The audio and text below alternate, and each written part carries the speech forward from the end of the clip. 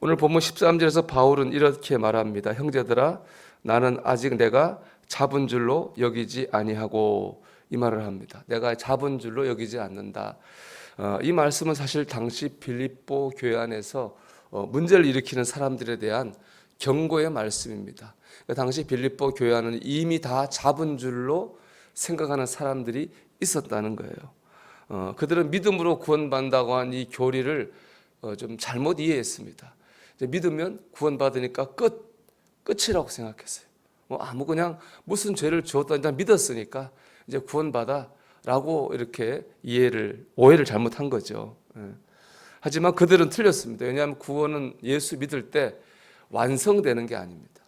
시작되는 거예요. 빌립보서 2장 10절 이렇게 말씀합니다.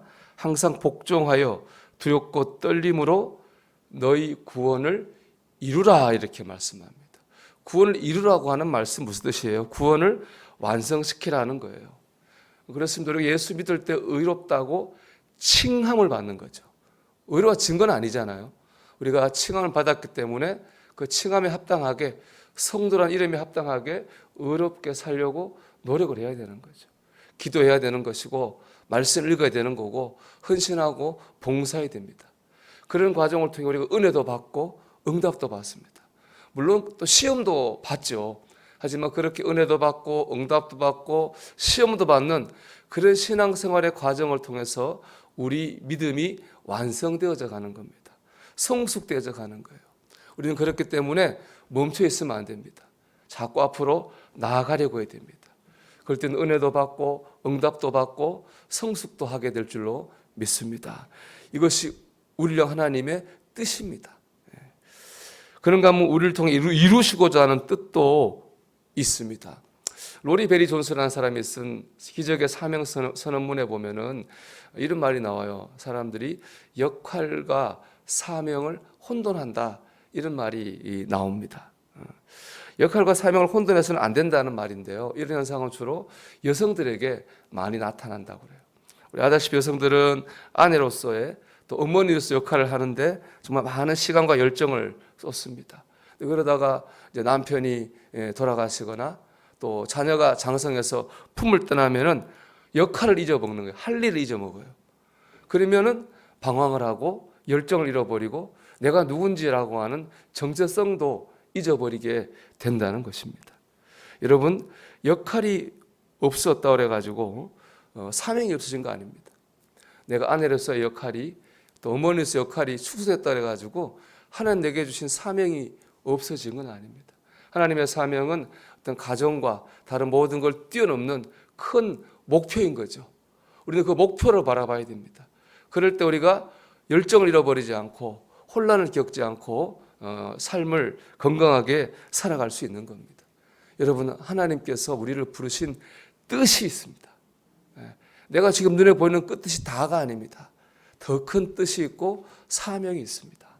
여러분, 이 뜻과 사명을 바라보시기를 주의 이름으로 축원합니다. 그렇게 산 사람이 바울이죠.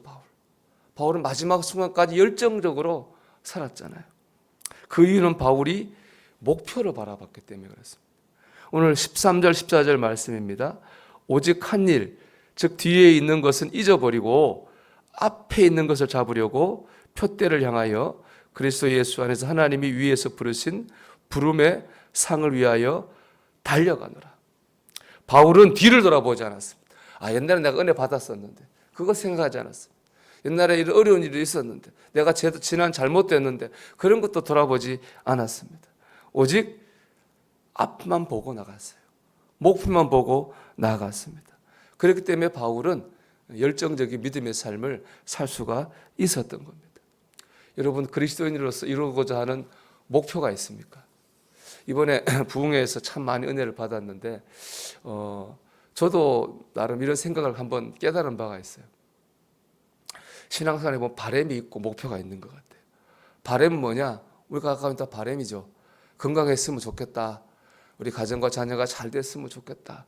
하늘이 잘 됐으면 좋겠다. 이게 다 바람의 영역에 있는 거예요. 그런데 그것은 목표가 될 수가 없어요. 그렇죠? 목표는 뭐예요? 목표는 구체적인 내가 할 수 있는 것, 해야 되는 거죠. 이번에 우리가 부흥회를 통해서 기도의 양을 늘려야 된다. 그런 말씀 드렸잖아요. 기도를 내가 올해는 기도를 지난 학년보다 더 이만큼 더 많이 해야 되겠다.